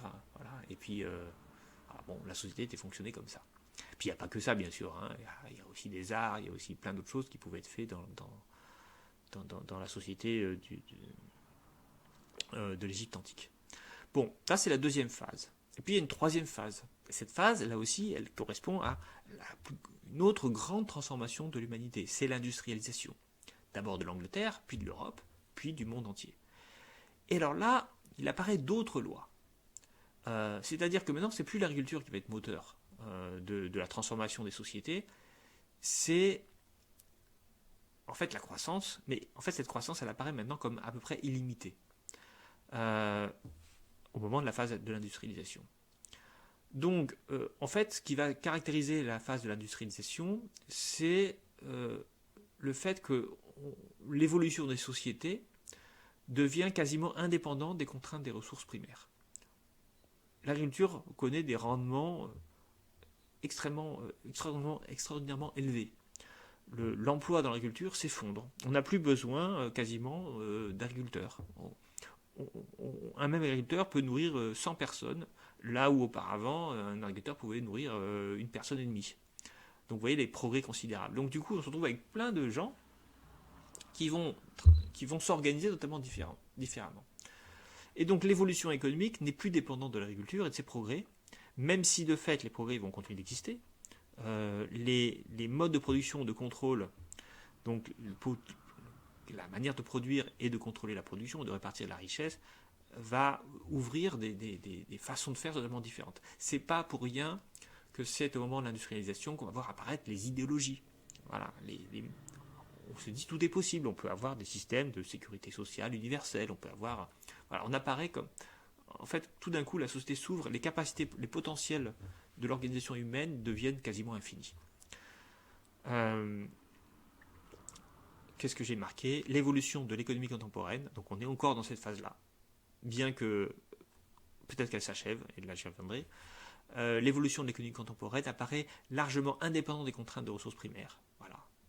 L'agriculture, les matières premières, l'énergie. On a une source d'énergie quasiment infinie pendant la période de l'industrie. Et finalement, ce qui limite toutes les questions qui sont posées, ce qui limite les progrès sociaux, c'est plutôt des questions politiques, des questions d'organisation sociale. Voilà. On peut pratiquement tout faire, mais du coup, on peut réorganiser la société un peu comme on veut. Et vous comprenez bien ce que je suis en train de vous dire, c'est que cette phase, elle est en train sans doute de se terminer. Pourquoi? Parce qu'aujourd'hui, on a de plus en plus la question de la rareté des ressources qui apparaît. Et en même temps, c'est vrai dans la théorie et dans les gens se disent le réchauffement climatique, il faut faire attention, la fin du pétrole, la surexploitation des mers, la pollution, etc. Tout ça, c'est dans le discours. Mais dans la réalité, on n'est toujours pas dans cette phase-là. C'est-à-dire que c'est pour ça que je mets pour l'instant un point d'interrogation, parce que théoriquement, on va forcément vers une phase de réactualisation des contraintes des ressources, et des contraintes écologiques, et des contraintes climatiques, etc. Parce que clairement, le mode de production qu'on a aujourd'hui n'est pas soutenable. Néanmoins, ce n'est pas quelque chose qu'on ressent. C'est-à-dire que, voilà, en Chine, une croissance extrêmement forte depuis des décennies, en Inde, etc. Et globalement, les émissions de gaz à effet de serre ne font qu'augmenter. Voilà, on sait qu'elles ne peuvent pas augmenter infiniment, mais pour l'instant, on n'a pas encore pris conscience, en tout cas, ça ne s'est pas traduit encore dans les faits. La conscience existe plus précisément, mais l'action de limitation, en réalité, n'existe pas vraiment. Et donc, quand on butera sur le problème d'abord de la rareté des ressources et de l'incapacité qu'on a de produire, de surproduire et d'émettre des gaz à effet de serre, là, on sera dans une quatrième phase. Ou qui dira peut-être que la contrainte primaire qui va déterminer l'évolution des sociétés ne sera plus l'agriculture comme dans la phase néolithique, ce ne sera plus les modes d'organisation sociale comme dans la phase de l'industrialisation, mais ce sera justement la question de la gestion des ressources et de la pollution. Voilà. Mais tout le monde a ça en tête, mais pour l'instant, ça n'est pas le cas. Alors, évidemment, pour réfléchir sur nos sociétés économiques, il faut réfléchir sur la question de la croissance. Alors là aussi, la question de la croissance, finalement, elle a toujours existé, la croissance. On a fait des progrès sans cesse, et même au paléolithique, on faisait des progrès, on inventait l'arc, etc. L'arc, oui, c'est ça. Mais ce n'est que dans la période de l'industrialisation que la croissance devient vraiment un phénomène notable. Et cette croissance, comment on l'explique? Qu'est-ce qu'elle est produit de quoi? Elle est produite d'un phénomène d'un phénomène cumulatif. C'est-à-dire que plus on croît et plus on croît, plus on est riche et plus on devient riche. C'est ça le principe de la croissance. On est dans un phénomène exponentiel dans la croissance. Là aussi, on le voit maintenant, les exponentiels, je pense que vous êtes bien au courant maintenant avec ces histoires de Covid. Mais ça veut dire que quand vous avez 2% de croissance, eh bien, c'est 2%, c'est une quantité de richesse qui s'ajoute chaque année, mais une quantité plus importante de richesse qui s'ajoute chaque année. Vous avez 100 la première année, plus 100 la première année, plus 102 la deuxième année, plus, voilà, etc. À chaque fois, la richesse augmente d'une proportion plus importante. C'est un phénomène de multiplication et non pas d'addition. Bon, ça aussi c'est limité quelque part, parce qu'on arrive à des phénomènes exponentiels qui sont extrêmement puissants et qui butent forcément sur des contraintes de ressources, de pollution, etc., ce que j'ai dit tout à l'heure. Alors comment le régime de croissance fonctionne? Alors je vous ai mis ici un schéma que j'ai bien aimé de Michel Aglietta, qui est venu faire une conférence à Angers. Donc vous pouvez regarder sur internet qui est Michel Aglietta. C'est un économiste théorie de la régulation, extrêmement connu, un des économistes les plus connus un des économistes français les plus connus au monde, qui est venu donc à Angers faire une conférence dans laquelle il a présenté ce petit schéma intitulé Qu'est-ce qu'un régime de croissance? Alors qu'est-ce que c'est qu'un régime de croissance? Eh bien, c'est un système qui permet d'augmenter toujours les inputs du système productif. C'est ça le système productif. Alors concrètement, ça correspond à quoi? Vous avez les inputs, c'est-à-dire ce qui rentre dans le système productif. Alors c'est deux choses, nous dit-il, le capital tangible et le capital humain. Alors j'aime pas trop vous le savez, cette expression capital humain, je ne vais pas lui changer son diapo, mais moi je parlerai beaucoup plus précisément de travail et de capital. Voilà, tout simplement. Parce que tangible, ça veut dire que matériel, mais en réalité, il y a plein de capital immatériel aussi, qui existent, peu importe. Ces inputs, donc c'est ce qu'on rentre dans la machine de production, puis on a un output. Un output, c'est une production. Alors, il y a 3 formes de production, donc là on est d'accord, les produits agricoles, les produits industriels, les services. C'est important de les distinguer, parce qu'ils n'ont pas les mêmes caractéristiques. Les produits agricoles sont nécessaires à l'alimentation, c'est bien le cœur de notre alimentation, notre survie, donc je pense que c'est important de les mettre à part. Les produits industriels, ils ont une caractéristique aussi qui est assez intéressante, c'est qu'en quelque sorte, c'est tout ce qui nous permet c'est un ensemble de produits physiques, mais qui, donc, comme ils ont une caractéristique physique, ils peuvent s'exporter. Et donc l'industrie, c'est au cœur de les exportations et des échanges internationaux. Et puis ensuite, on a les services, là, qui sont du temps de travail qu'on consacre aux autres, qui par nature sont difficiles à exporter, alors qu'ils peuvent être exportés parfois, mais assez rarement. Donc on a ici l'output, donc la production de richesse, sous ces 3 formes-là, secteur primaire, secondaire, tertiaire, on dit aussi. Et puis ensuite, bien sûr, il y a la distribution. Où ça va? Alors ça peut aller gouvernement. Alors gouvernement, en fait, là aussi c'est impropre, on dirait plutôt administration publique. Donc comptabilité nationale. Donc ça, vous avez vu ce que c'est l'ensemble de l'État et des administrations publiques, des collectivités territoriales, etc. Donc une partie de la richesse doit être organisée dans les administrations publiques. Une autre va être répartie dans les entreprises et une autre dans les ménages. Les entreprises, les administrations publiques, qu'est-ce qu'elles vont faire de cette richesse?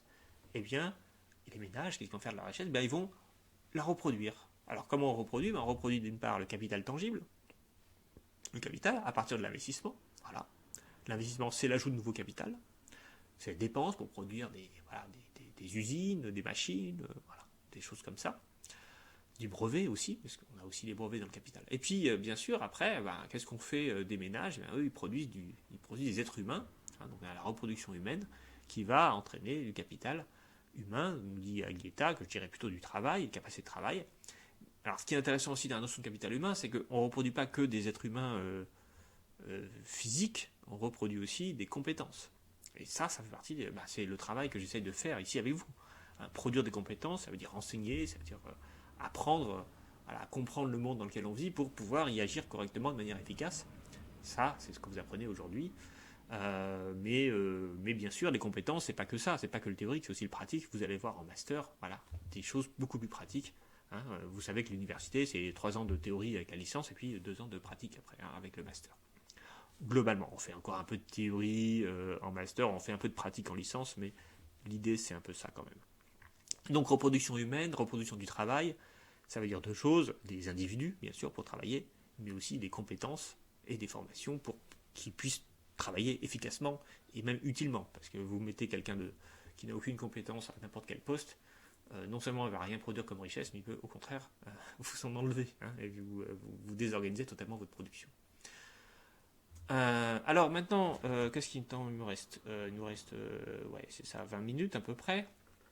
20-25 minutes. Qu'est-ce qu'on peut dire encore sur le système productif? On a je voudrais parler ici de 2 approches de l'histoire économique. Une approche marxiste et une approche libérale. Alors, pourquoi? Parce que là aussi, quand on réfléchit aux lois de l'économie, on a on a plusieurs manières de théoriser ces lois. C'est-à-dire d'essayer de comprendre qu'est-ce qui permet d'expliquer, on va dire, les changements profonds des sociétés, les changements économiques des sociétés dans l'histoire. Alors, l'une des manières d'appréhender ça, c'est l'approche marxiste. Alors cette approche marxiste, bon, elle vient de Marx, mais elle a été ensuite approfondie par d'autres auteurs. Elle considère que les systèmes économiques qui organisent la production et la répartition des richesses évoluent, se transforment. Et assez brutalement. Hein. L'idée, c'est on a différents modes de production qui vont se succéder. Tout système est cohérent, et je l'ai dit tout à l'heure, et je pense qu'on est tous d'accord avec ça. Une société se caractérise premièrement par la manière dont elle produit et répartit les richesses, mais ensuite, à partir de là, on va créer toute une sociologie qui va en quelque sorte être un peu le produit de cela.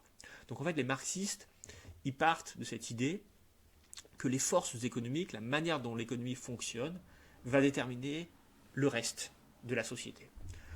Ils ont donc une vision, je vais y venir tout à l'heure, où ils opposent en quelque sorte l'infrastructure de la superstructure. Alors, notez ça, infrastructure, superstructure. Alors, étymologiquement, l'infrastructure, c'est ce qui est en dessous. Infra, hein, c'est ce qui est en dessous, c'est la structure du dessous.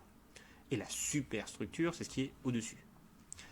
En gros, du point de vue marxiste, l'infrastructure, c'est le fonctionnement de l'économie, la manière dont les sociétés produisent des richesses. Produisent et répartissent les richesses. Ça, c'est, c'est le soubassement d'une société. En fait, une société ne peut pas vivre, ne peut pas exister si elle n'a pas un système de production de richesses. Et ensuite, à partir de là, on va se déterminer des classes sociales, des compétences, une division du travail.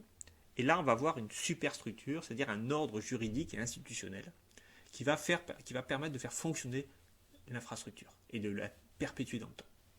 C'est ce que je vous disais quand je disais tout à l'heure, la répartition des richesses, elle implique un système de valeurs, un système politique, un système idéologique, hein, des conventions aussi. Et ces conventions, eh bien, quand elles sont écrites, elles finissent par devenir un système de loi. Et ce système de loi, il est cohérent avec la manière dont on produit.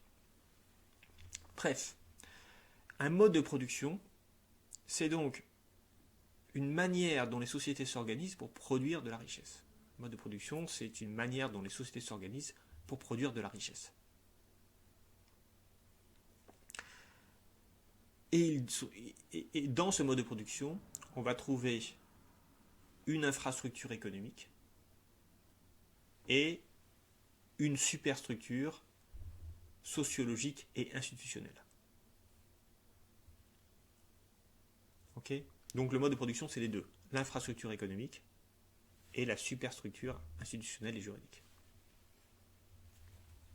J'aurais dû le définir ici dans le chapitre, mais il va venir après la définition. Mais je préfère comme ça qu'on soit clair. Donc voilà, donc c'est ce système de cohérence en fait de l'organisation sociale.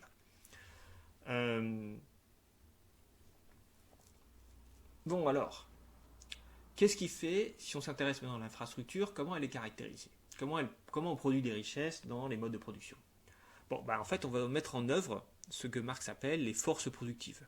Alors les forces productives, c'est ce qui permet de transformer son environnement, en fait. Qu'est-ce que c'est que produire des richesses ? En réalité, c'est transformer l'environnement dans lequel on est. Travailler la terre, extraire des minerais. Voilà, tout ça, c'est une activité de transformation.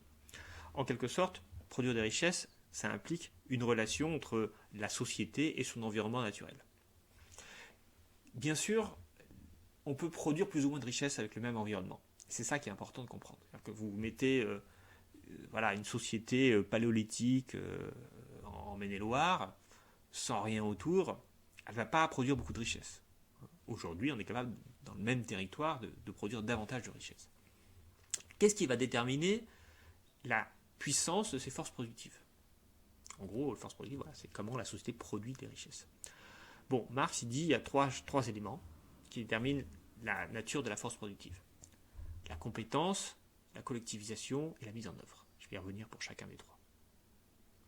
Qu'est-ce qui fait qu'une société, un mode de production, peut être plus ou moins efficace dans sa capacité à produire des richesses ? Premièrement, la compétence. Alors, la compétence, c'est quoi ? C'est l'état de l'art, c'est l'innovation en quelque sorte. C'est la capacité à avoir des connaissances suffisantes pour être efficace dans sa production. La compétence, c'est en quelque sorte la technologie. le degré technologique d'une société peut être plus ou moins important. Et ça veut dire qu'une ressource peut être totalement inintéressante. Vous prenez une société du paléolithique, vous lui donnez de l'uranium. Je ne sais pas trop quoi en faire. Elle ne va pas en faire grand-chose. Vous prenez une société industrielle d'aujourd'hui, vous lui donnez de l'uranium, là on va faire une centrale nucléaire. On va pouvoir trouver quelque chose à faire avec ça. Voilà, donc ça dépend du degré de technologie. Deuxième élément qui détermine la puissance des forces productives, c'est le degré de collectivisation, qui se distingue de la technologie. Qu'est-ce que c'est que la collectivisation ? C'est la capacité à faire travailler des gens ensemble. Alors, pour vous donner un exemple de ce que c'est que la collectivisation, donc je note, donner la définition, la collectivisation représente la capacité d'une société à faire travailler ensemble sa population. Voilà. Comme ça, vous avez la définition. Je vous dis ça parce que, évidemment, à l'examen, vous avez des questions de définition, c'est bien que vous puissiez les donner. Donc c'est bien que je les dise. Donc cette collectivisation, qu'est-ce que ça signifie ? Alors, je vais vous donner un exemple. L'exemple d'une manufacture du XVIIIe siècle, notamment, je pense à la manufacture des Gobelins.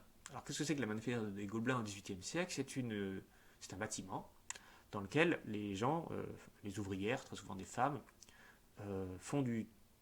tissent des tapisseries.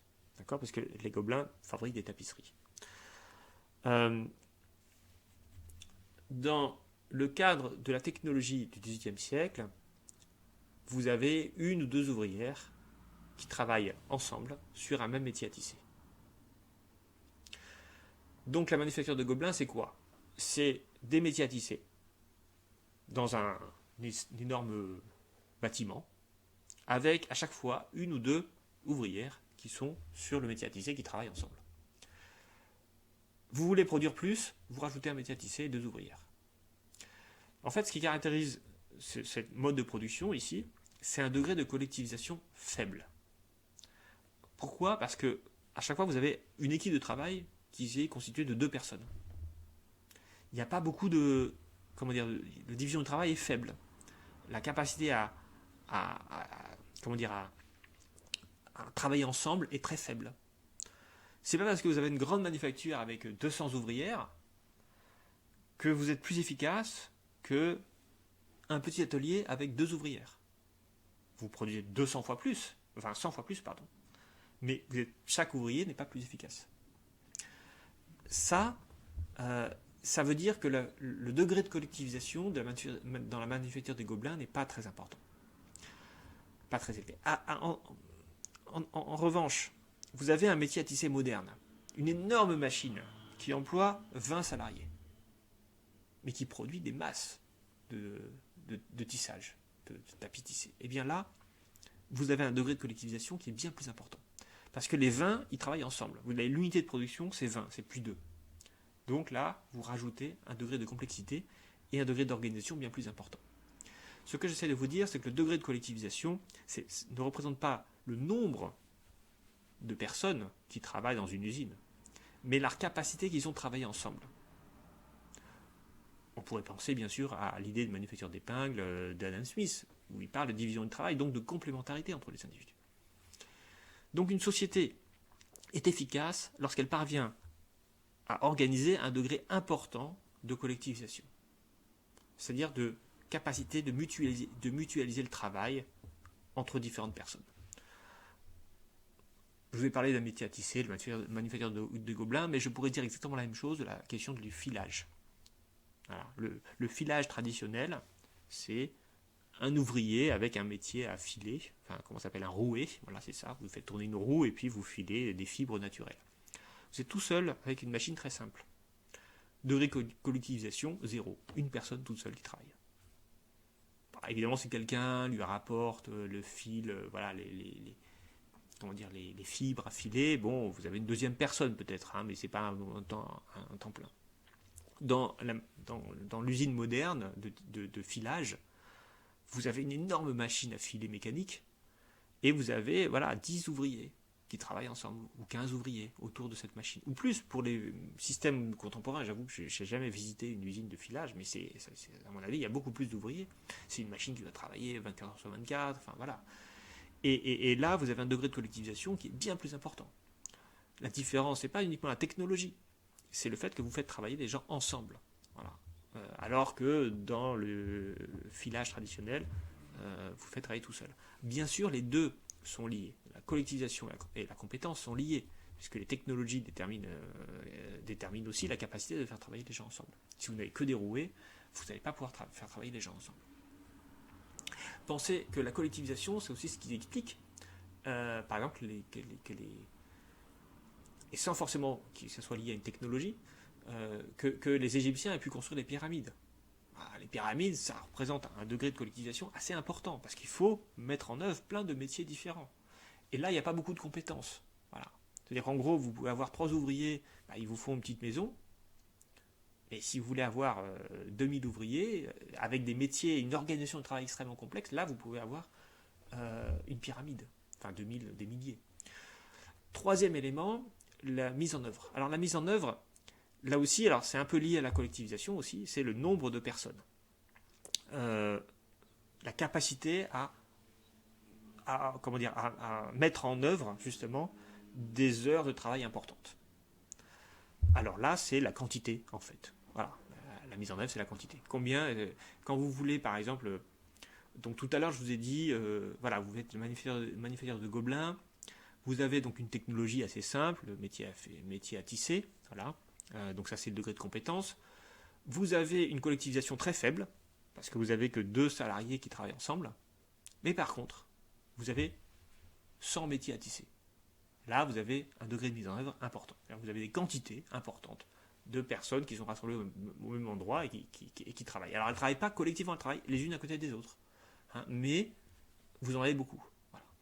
Autre chose qui peut caractériser la mise en œuvre, le temps de travail. Voilà, si vous travaillez, on va dire, je sais pas, 1 mois par an, vous n'allez pas avoir beaucoup de mise en œuvre. Si vous travaillez 11 mois par an, vous allez en avoir plus. Donc en gros, pour les marxistes, c'est ces 3 éléments qui déterminent la qualité de l'effort productif. Alors évidemment, avec à chaque fois un niveau quantitatif important. Vous pouvez avoir un faible niveau de compétence, un faible niveau de collectivisation, un faible niveau de mise en œuvre. À chaque fois, dans ce cas, vous ne produisez pas grand-chose. Ou au contraire, beaucoup de compétences, beaucoup de collectivisation, beaucoup de mise en œuvre. Concrètement, la société capitaliste moderne, elle est extrêmement bonne dans les 3 niveaux. Très forte compétence, un niveau technologique inégalé dans l'histoire quand même, un niveau de collectivisation extrêmement important qui s'organise maintenant dans le capitalisme par des unités de production qui vont produire ensemble. Par exemple, typiquement, aujourd'hui vous produisez une voiture, une voiture ne se produit pas dans une usine, elle se produit dans un collectif d'usines qui travaillent ensemble, des sous-traitants, des donneurs d'ordre, etc. Donc on a des composants qui viennent du monde entier qui produisent une usine. Donc là, on a une collectivisation de fait du travail du monde entier pour produire finalement une seule voiture.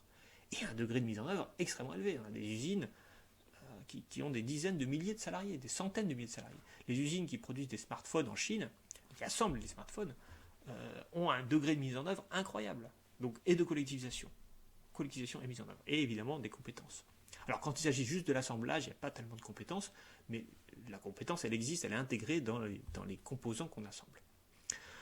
Voilà, donc ça c'est l'idée de Marx, c'est finalement une société, donc c'est un mode de production, ce mode de production est caractérisé par une infrastructure économique et par une superstructure institutionnelle et sociale, mais l'infrastructure économique est déterminée par sa compétence, sa capacité à transformer son environnement, donc ce qu'il appelle les forces productives, qui elles-mêmes sont déterminées par le degré de compétence, de collectivisation et de mise en œuvre.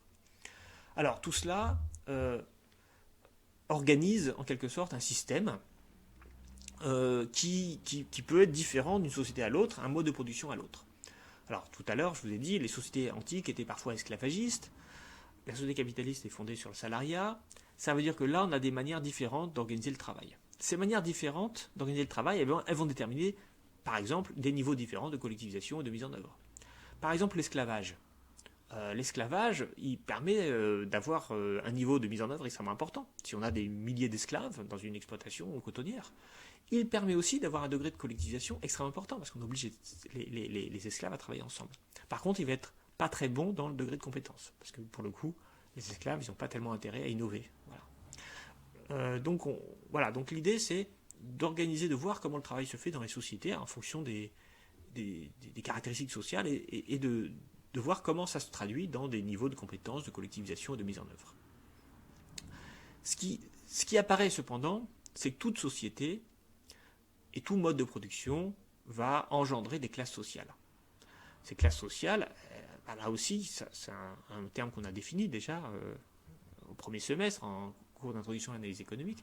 Ces classes sociales, eh bien, elles sont le produit d'une spécialisation et pas d'une spécialisation au sens strict, mais d'une manière de contribuer au mode de production. C'est-à-dire, c'est la manière dont le travail s'organise et se répartit. Bon, typiquement, dans une société capitaliste, on a deux facteurs de production structurels, qui sont le capital et le travail. Bon, du coup, on va avoir ces deux classes sociales, celle qui apporte le capital, celle qui apporte le travail. C'est en quelque sorte une forme de division sociale du travail qui engendre les classes sociales. Alors, ces classes sociales engendrent des rapports sociaux. En gros, les gens vont se retrouver dans des catégories. Voilà, les catégories ouvrières ou les catégories capitalistes. Et tout cela donc va entraîner l'infrastructure, donc j'en ai déjà parlé, du système économique. Et cette infrastructure donc, qui engendre ces classes sociales va se retrouver ensuite dans une architecture institutionnelle, donc légale et juridique, qu'on appelle la superstructure.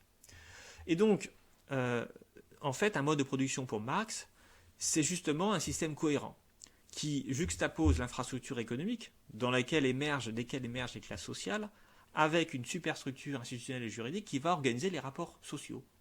Autrement dit, on a deux formes de rapports. Le rapport économique, qui est un rapport homme-nature, l'exploitation de l'environnement, c'est l'infrastructure, d'accord. Et aussi le rapport social, qui est un rapport homme-homme, qui est évidemment dépendant et cohérent avec le rapport économique. Quand on organise les forces productives avec des esclaves, bien de fait, on va avoir une société inégalitaire et un système juridique et institutionnel qui va légitimer l'esclavage. Si on a du salariat, pareil, on va avoir un système d'économie ou de société salariale. Voilà. Et donc, en fait, toute la pensée de Marx, c'est que le mode de production, c'est l'association de ces deux choses. Or, ces choses doivent être cohérentes. Problème. Parfois, des incohérences apparaissent. Parfois, l'évolution technologique, qui augmente bien sûr, va entraîner des changements dans l'infrastructure. L'infrastructure, c'est là où on produit les richesses. Et on voit que l'infrastructure, elle va changer. Elle va changer parce que la technologie va changer. Elle va changer aussi, elle peut changer aussi parce que l'environnement change. Donc, il va falloir produire différemment. On est toujours dans un rapport homme-nature. Or, nous dit Marx, ces systèmes, cette infrastructure économique, elle a tendance à se transformer avec l'histoire. Cette transformation, c'est ce qu'on appelle la logique dialectique.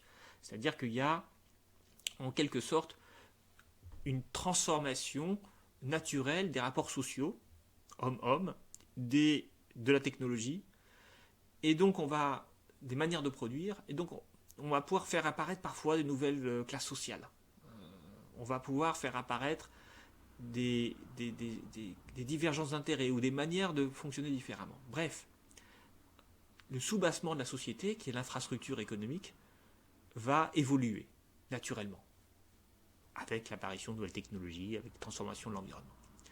Or, la superstructure, qui est le système juridique institutionnel, lui, il a tendance à vouloir se reproduire à l'identique. Il a une forme de capacité en quelque sorte, il est là quelque part pour maintenir la société dans son état. Or, nous dit Marx, c'est ça l'intérêt de ce raisonnement que moi j'aime bien, parce que du coup ça permet d'expliquer un certain nombre de choses, même si bien sûr c'est limité parce que c'est trop général, mais c'est l'idée que cette superstructure institutionnelle et juridique, parfois elle peut être en décalage avec l'infrastructure. Et dans ce cas, que se passe-t-il ? Eh bien, il y a une révolution, il y a un changement brutal. En fait, toute la réflexion de Marx, c'est la réflexion c'est une manière de se poser la question de savoir comment les sociétés changent. Et les sociétés changent, nous, ce qu'on voit comme changement, c'est ce qui est visible, c'est-à-dire, une révolution. Alors je pense à une époque, vous savez, le printemps arabe, on fête le 10e anniversaire du printemps arabe. Vous savez que le printemps arabe, il commence en Tunisie. Bon, on a un régime corrompu de Ben Ali, qui avait sa légitimité peut-être 20 ans plus tôt, mais qui a perdu en légitimité et qui tout d'un coup est contesté par une partie de la société, plus nombreuse, plus pauvre aussi. Qu'est-ce qui se passe-t-il? Eh bien, en réalité, les modalités de fonctionnement du régime de Ben Ali étaient en décalage avec la réalité socio-économique de son pays. Donc au bout d'un moment, ce qui s'est passé, les gens se sont révoltés en quelque sorte. Et donc il y a une révolution. Mais ce qui est intéressant, c'est de comprendre que cette révolution institutionnelle, donc le départ de Ben Ali et puis l'instauration d'une démocratie encore aujourd'hui assez imparfaite, mais tout de même qui existe en partie, eh bien cette révolution tunisienne, eh bien elle est le produit d'un décalage en fait croissant entre des institutions politiques, culturelles, sociales, qui cherchent à se maintenir, et une société dont les soubassements économiques se transforment. Voilà. Donc, donc ce qui est dit ici, à la fin, parfois le système politique et juridique qui a permis d'organiser les forces productives s'effondre et génère un nouveau système, c'est la révolution. Donc la superstructure finit par s'effondrer. Cette cohérence entre l'infrastructure et la superstructure n'est pas toujours garantie, et lorsqu'il apparaît une trop forte incohérence, il y a des changements brutaux qui apparaissent. Alors ces révolutions, elles peuvent être évidemment des révolutions populaires, comme celle de Tunisie ou comme la Révolution française, même si je vous l'ai dit, la Révolution française, c'est pas les paysans du Limousin qui se révoltent, c'est vraiment les habitants de Paris. Donc elle peut être populaire, mais elle peut être aussi institutionnelle. On peut avoir un coup d'État, on peut avoir plein de changements en fait, de régime qui peuvent apparaître. Ces transformations institutionnelles et politiques ne sont pas toujours le produit de la population générale, et ne sont pas toujours d'ailleurs des systèmes qui vont aller vers la démocratie, vers un truc meilleur. Ça peut être n'importe quoi.